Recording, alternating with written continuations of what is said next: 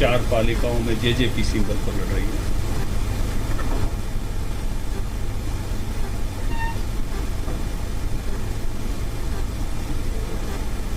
कांग्रेस पहले ही मैदान छोड़ के चली गई थी। कुछ स्थानों पर आप पार्टी आई है। मुझे लग रहा है कि अध्यक्ष के नाते से हम अच्छी तैयारी के साथ चुनाव में गए हैं और सभी प्रत्याशी हमारे परिश्रम कर रहे हैं वार्डों में भी, और चेयरमैनी के ये चुनाव एक तरह से इनमें पहली बार सीधे हो रहे हैं। ये महत्वपूर्ण बात है।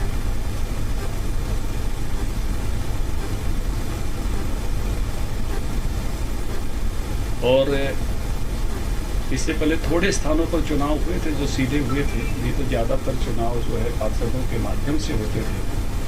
तो इस बार लोग अपनी जो स्थानीय निकाय है उसको, उसके चेयरमैन को सीधे चुनेंगे। ये अपने आप में एक बड़ी बात होने वाली है और एक बड़ा चेंज है, बड़ा परिवर्तन है।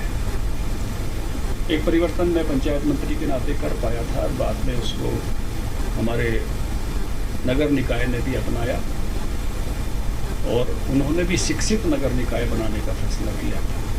तो इस बार उस नाते से जो प्रत्याशी सब आ रहे हैं तो वो भी उससे क्वालिफिकेशंस के साथ उस प्रकार के आ रहे हैं। ये भी एक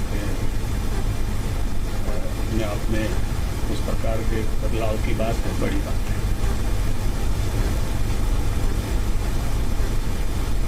2 दिन बाद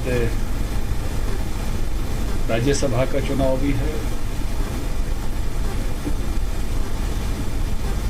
भारतीय जनता पार्टी ने कृष्णलाल पवार जी को उतारा है और हम बड़े आराम से, हमको 31 वोट चाहिए, हमारे पास 40 भारतीय जनता पार्टी के वोट हैं, तो बड़े आराम से हम कृष्णलाल पवार जी की सीट जीतेंगे।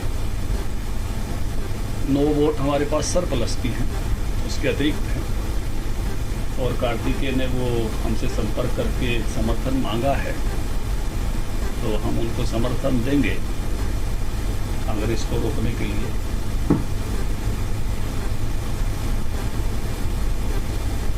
तीसरा, अभी हमारा कैंपेन चला है कि नरेंद्र मोदी जी के जो 8 साल, हमने 17 लाख परिवारों में संपर्क किया है। हमने 21 लाख में संपर्क करने का रखा था लक्ष्य, जिसमें से 2 लाख परिवारों में हमने ऊपर के नेताओं की ड्यूटी लगाई थी 22 में, और बूथ का संपर्क अभियान हमने एक दिन रखा था 26 तारीख को। अभी जो हमारा डाटा कलेक्ट हुआ है वो 17 लाख का हुआ है। इस नगर परिषद के 19 के चुनाव के बाद हमने जो बाकी का लक्ष्य है उसको 100 से संपर्क, इसको कैंपेन का नाम दिया था। जो बाकी है उसको पूरा करेंगे क्योंकि 15, 16, 17 जुलाई को हरियाणा भारतीय जनता पार्टी का ट्रेनिंग कैंप जो है वो सूरजकुंड में होगा। तो उससे पहले हम जो हमारा जो बाकी लक्ष्य है उसको पूरा करके मैदान में उतरेंगे। इस 8 साल के कैंपेन में जो हम गए, जनता के प्रति कृतज्ञता व्यक्त करने के लिए गए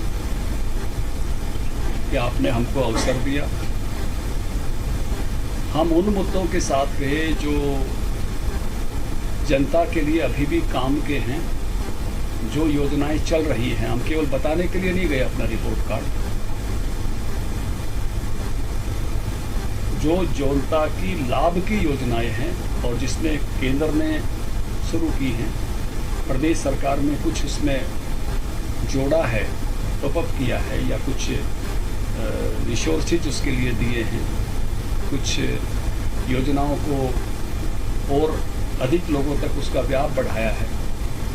वो सब जानकारियां लेकर लोगों के बीच में गए। जैसे आयुष्मान कार्ड केंद्र ने दिया, हमने उसको 1,80,000 तक कर दिया जिनकी आमदनी है। ये 2011 की जनगणना पर केंद्र का था, सोशियो इकोनॉमिक जो जनगणना हुई थी उस आधार पर। लेकिन इससे हरियाणा में उनकी संख्या दोगुनी लगभग हो गई है आयुष्मान कार्ड धारकों की। इसी प्रकार से केंद्र की जो योजनाएं थी, पेंशन योजना, चाहे वो किसान के लिए थी, चाहे मजदूरों के लिए थी, चाहे छोटे व्यापारियों के लिए थी, केंद्र ने उसको प्रारंभ किया। कुछ केंद्र ने अपना डाला। हरियाणा ने कहा कि जो भी अपनी वो पेंशन योजना शुरू करेगा उसकी जिनकी आमदनी 1,80,000 से कम है उनकी सबकी किस्त हम देंगे, केवल उन्होंने शुरू करनी है। इसी तरह से 12 रुपये वाला बीमा, 365 रुपये वाला बीमा, वो जिसने भी शुरू करना है उसका पैसा हरियाणा सरकार देगी, उसने नहीं देना है। ऐसे बहुत सारी योजनाएं जो केंद्र ने शुरू की और उनको हम बढ़ावा दे रहे हैं, कुछ ब्याज बढ़ा रहे हैं या उसका व्यय जो है खुद उठा रहे हैं। ऐसी सब योजनाओं को लेकर हम लोगों के पास गए, जिससे जो उसका लाभार्थी हो सकता है, कुछ है जो लाभार्थी हो गए हैं, लेकिन जो लाभार्थी हो सकते हैं उनको जानकारी मिलना, और केवल जानकारी मिलना नहीं, कैपेसिटी बिल्डिंग करना, सामर्थ्य रखना। तो ऐसी सारी विषयों को लेकर लोगों के बीच में गए हैं। और एक मैं कहूँगा कि बड़ा इस नाते से एक प्रयास हुआ है 17 लाख लोगों तक पहुँचने का।